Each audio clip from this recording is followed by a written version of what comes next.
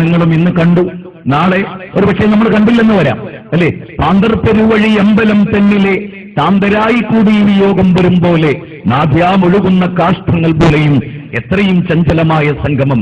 ഇത് ശ്രീരാമൻ ലക്ഷ്മണനെ പഠിപ്പിച്ചു കൊടുത്ത ഭാഗമാണ്. ശ്രീരാമൻ പറഞ്ഞത്, എടാ, രാജകീയ ജീവിതം എനിക്ക് നഷ്ടപ്പെട്ടു എന്നുള്ളത് കൊണ്ട് നീ വയലന്റ് ആകേണ്ടതില്ല. നീ പറഞ്ഞല്ലോ നിന്റെ അരയിൽ തൂക്കിയിട്ട വാള് അലങ്കാരത്തിനുള്ളതല്ല എന്ന് നീ പറഞ്ഞല്ലോ.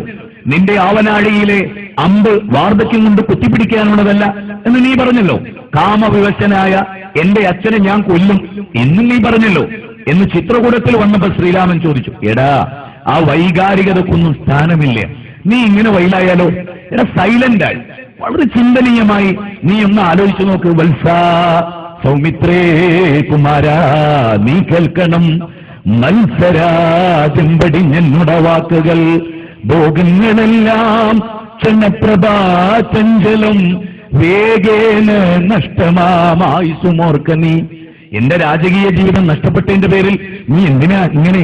എടാ, ക്ഷണപ്രഭാചഞ്ചലമാണ്. ഒരു മിന്നൽ പിണർ പോലെ അവസാനിക്കാവുന്നതാണ് മനുഷ്യന്റെ ജീവിതം. ചക്ഷുശ്രവണ ഗണസ്ഥമാം ദർദുരം ഭക്ഷണത്തിനപേക്ഷിക്കുന്ന പോൽ കാലാഹുരാ പരിഗ്രസ്തമാം ലോകം ആലോല ചേതസ ഭോഗങ്ങൾ തേടുന്നു. പാമ്പിന്റെ വായിൽ അകപ്പെട്ട തവളയില്ലേ? പാമ്പിന്റെ വായിലാണ് തവള, എന്നിട്ടും തവള നാവ് നീട്ടാണ് പ്രാണിക്കും വണ്ടിനും. ഇതുപോലെ കാലാഹിന പരിഗ്രസ്തമാം ലോകം ആലോല ചേതസ ഭോഗങ്ങൾ തേടുന്നു. കാലമാകുന്ന പാമ്പിന്റെ വായിലാണ് നീ ഇപ്പുള്ളത്. അതങ്ങ് വിളിച്ചാൽ അവസാനിക്കാവുന്ന ഒരു ജീവിതം. അതുകൊണ്ട് അധികാരവും രാജവും ഭരണകൂടവും ഇതൊന്നല്ല മനുഷ്യന്റെ പ്രധാനമായ കാര്യം. എന്നിട്ട് ഭരതനോട് ചെരുപ്പ് ശ്രീരാമന്റെ ചെരുപ്പും ചുമന്ന്, ഇല്ലേട്ടാ, ഞാൻ അവിടെ ഭരിക്കണില്ല, ഞാൻ അയോധ്യ ഭരിക്കണില്ല, അതിനർഹൻ അങ്ങ് തന്നെ എന്ന് പറയുന്ന സമയത്ത് ശ്രീരാമൻ പറയുന്നുണ്ട്, എടാ, അകാരണമായി ഒന്നിനെയും കൊല്ലരുത്. ഈ അയോധ്യ എന്ന് പറയുന്ന എനിക്കൊരു പ്രശ്നമില്ല, എന്റെ ശക്തിയും കഴിവും നിങ്ങൾക്കൊക്കെ അറിയാം. പക്ഷെ അകാരണമായി ഒന്നിനെയും കൊല്ലരുത്. നിങ്ങൾക്കറിയാലോ, അയോധ്യ എന്ന പദത്തിന്റെ അർത്ഥം എന്താണ്? യുദ്ധമില്ലാത്ത ഭൂമി എന്നാണ്. അയോധ്യ യുദ്ധമില്ലാത്ത ഭൂമി. രാമനോ? രാമൻ എന്ന് പറഞ്ഞാൽ രമിപ്പിക്കുന്നവനാ, തല്ലുണ്ടാക്കുന്നവെന്നല്ല, കലാപമുണ്ടാക്കുന്നവെന്നല്ല, പരസ്പരം ഐക്യത്തിൽ കൊണ്ടുവരുന്നവൻ, അല്ലേ? അല്ലെങ്കിലും കലാപം നമുക്ക് എന്തെങ്കിലും നേടിത്തന്നിട്ടുണ്ടോ? ഉണ്ടോ? ഒരു മുസ്ലിങ്ങൾ ചേർന്ന് ഒരു ക്ഷേത്രം പൊളിച്ചാൽ സ്വസ്ഥത കിട്ടുകയാണെങ്കിൽ വേണ്ട, നമുക്കങ്ങനെ ചെയ്യാമായിരുന്നു. സ്വസ്ഥത ഉണ്ടാവോ? ഒരു ക്ഷേത്രമോ ഒരു മസ്ജിദോ പൊളിച്ചാൽ മനുഷ്യന് സമാധാനം ഉണ്ടാവോ? മനുഷ്യന്റെ അന്ന് വരെ ഉണ്ടായിരുന്ന മാധവി ചേച്ചിയും ആമിനത്താത്തയും നല്ല സൗഹൃദത്തിലായിരുന്നു. മാറാട്, പൂനാട് എല്ലാം അയോധ്യയിൽ, അല്ലെ, ബോംബെയിൽ, ജാംഷഡ്പൂരിൽ, ഗുജറാത്തിൽ, മുറാദാബാദിൽ ഒക്കെ നല്ല ഐക്യത്തിലായിരുന്നു. പിന്നെ എന്തേ സംഭവിച്ചത്? ആരാ നമ്മളെ തമ്മിൽ തല്ലിച്ചത്? ആരാ നമ്മളെ കൊല്ലിച്ചത്? ആരാ ഗർഭിണിയെ കൊന്നത്? ആരാ അമ്മയെ കൊന്നത്? മാതൃദേവോ ഭവ, പിതൃദേവോ ഭവ, ആചാര്യദേവോ ഭവ, അതിഥി ദേവോ ഭവ എന്ന് മനുസ്മൃതി പഠിപ്പിച്ചിട്ടില്ലേ? അത് പഠിക്കേണ്ടതാരാ? ഇവിടുത്തെ ഹൈന്ദവനാണ്. മാതാവിനെ ദൈവതുല്യം സ്നേഹിക്കണം, പിതാവിനെയും ദൈവതുല്യം സ്നേഹിക്കണം, പിന്നെ അതിഥികളെ ദൈവതുല്യം സ്നേഹിക്കണം, അല്ലേ? ഈ രാജ്യത്തേക്ക് അതിഥികളായി വന്നവർ ഒരുപാട് ആളുകളുണ്ട്. ഈ രാജ്യത്തേക്ക് അതിഥികളായി കടന്നു വന്ന മതങ്ങൾ ഒരുപാടുണ്ട്. അവരെ ആദരിക്കാൻ പഠിപ്പിക്കപ്പെട്ട ദർശനമാണ് ഈ രാജ്യത്തിന്റെ ദർശനം, അല്ലേ? ഇനി നമുക്ക് ചില കാര്യങ്ങൾ നമ്മൾ സാധാരണ ആളുകളെ സോപ്പിട്ട് സംസാരിക്കാറുണ്ട്, സുഖിപ്പിച്ച് സംസാരിക്കാറുണ്ട്. ഞാൻ അത്തരത്തിൽപ്പെട്ട ഒരാളല്ല. എന്റെ മനസ്സിൽ എന്ത് നന്മയുണ്ടോ അത് പുറത്തേക്ക് പറയും ഞാൻ. ഏത് സ്ഥലത്താണെങ്കിലും, അത് ലോകത്ത് എന്ത് സ്ഥലത്താണെങ്കിലും. അല്ല, AK-47 ചൂണ്ടിപ്പിടിച്ചിട്ട് അസത്യം പറയണമെന്ന് പറഞ്ഞാൽ അതിന് എന്നെ കിട്ടില്ല. അതുകൊണ്ട് നിങ്ങൾ ക്ഷണിച്ചു, നിങ്ങൾ അനുഗ്രഹീത.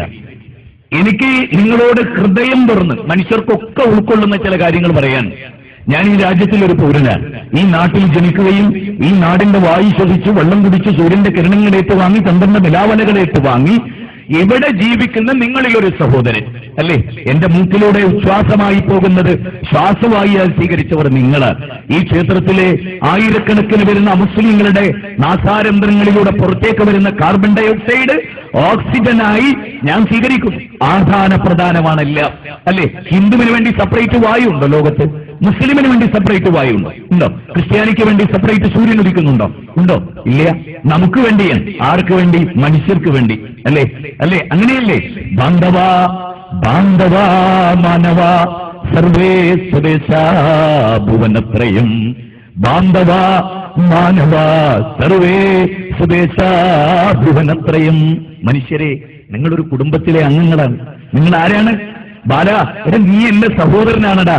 എടാ ഈ ഡൈനിങ് ടേബിളിന്റെ ചുറ്റിലും ഒരു കസേരയിട്ട് നീ ഇരുന്നാൽ നമുക്ക് പറഞ്ഞു തീർക്കാവുന്നതേ ഉള്ളൂ. എടാ കൈകൊണ്ട് മാത്രം കൈകാര്യം ചെയ്ത് ശീലിക്കേണ്ടതില്ല. എടാ ബഷീറെ, നീ ഇങ്ങനെ ശുഭിതനാകല്ലേ. ഞാനും നീയും ഇരുന്നാൽ തീരാവുന്നതേ ഉള്ളൂ. എടാ ഈ രാജ്യത്തിലെയും ലോകത്തിലെയും പ്രശ്നം. പക്ഷെ തയ്യാറെല്ലാരും. എന്തുകൊണ്ടെന്നറിയോ? എല്ലാവർക്കും ചില വരുമാനങ്ങൾ കിട്ടാനുണ്ട്. അധികാര ദുരമൂത്ത് മനുഷ്യൻ ചെയ്യുന്ന കുറെ കാര്യങ്ങളില്ലേ? ശ്രീരാമനോടും ശ്രീകൃഷ്ണനോടും സ്നേഹം കൊണ്ടാണ് അയോധ്യ ഇഷ്യൂ ആയത് നിങ്ങളാരും വിചാരിക്കരുത്. കാരണം രാമൻ ഒരിക്കലും അത് ഇഷ്ടപ്പെട്ട ആളല്ല. അല്ല, അതുകൊണ്ടാണല്ലോ അച്ഛൻ പറയണ കാട്ടു പോണം. പട്ടാഭിഷേക സമയത്ത് പോയില്ലേ എല്ലാവർക്കും അറിയാലോ. അവിടെ ചെന്ന് തപസാചരിച്ചില്ലേ എന്ന് പറഞ്ഞാൽ അവിടെ കാട്ടുപോയി അച്ഛന്റെ കൽപ്പന ശിരസാ വഹിച്ചില്ലേ. ഭരതനോട് ശ്രീരാമൻ പറയുന്നൊരു വാചകമുണ്ട്. അതിങ്ങനെയും: അച്ഛന്റെ കൽപ്പന ശിരസാ വഹിച്ചൊരു മകൻ, അതാവണം ഞാൻ. അച്ഛന്റെ ദൈവത്തിനെയും സ്നേഹിച്ച ഒരു മകനിലൂടെ ലോകം ഇന്ന് പഠിക്കണം. ശ്രീരാമനിലൂടെ ജനങ്ങൾക്ക് കിട്ടാനുള്ള മെസ്സേജ് എന്താവണം? ഭാരതന്റെ കൂടെ തമസാ നദിയുടെ തീരത്ത് പോയപ്പോ ക്രൗഞ്ചമിഥുനങ്ങൾ പരസ്പരം കൊക്കുരുമ്മി ചുംബിച്ച് സ്നേഹം പങ്കുവെച്ചിടത്ത് പിന്നെ കാട്ടാളൻ അമ്പയിടപ്പ് അവർ മനുഷ്യാദ പ്രതിഷ്ഠ. അരുത് കാട്ടാള, അരുത്. ഒരു പക്ഷിക്കുഞ്ഞിനെ പോലും കൊല്ലരുത്, അല്ലേ? ഹൈന്ദവ സമൂഹത്തിൽ മഹാത്മാഗാന്ധിയെ മറന്നവരാരുണ്ടോ? അഹിംസാ സിദ്ധാന്തത്തിന്റെ മൂർത്തിമദ്ഭാവമായ, നിങ്ങൾക്കറിയാലോ, ശങ്കരദർശനം ഉദയം ചെയ്ത നാടുകൾ, കനാദമുനിയുടെ ആശയം ഉദയം കൊണ്ട നാടുകൾ, വൈശേഷികം, കനാദമുനിയുടെ വൈശേഷികം അറിയാലോ. എല്ലാം ചാർവാകമതം, എത്ര ദർശനങ്ങൾ, എത്ര സിദ്ധാന്തങ്ങൾ, ഇതെല്ലാം ഉദയം കൊണ്ട ജൈനമതം, ബുദ്ധമതം, വർദ്ധമാന മഹാവീരൻ, എല്ലാവർക്കും അറിയാം. ബോധിവൃക്ഷ ചുവട്ടിലിരുന്ന ബോധോദയമുണ്ടായി. ഒടുവിൽ ബുദ്ധൻ എന്ന പേരിൽ ലോകം പുകൾക്കൊണ്ട ജൈന ബുദ്ധമതങ്ങൾ എല്ലാം ഉള്ള ഒരു നാട്ടിൽ നമ്മൾക്ക് ആരെയും ഒന്നും അടിച്ചേൽപ്പിക്കാനുള്ള അവകാശമില്ല.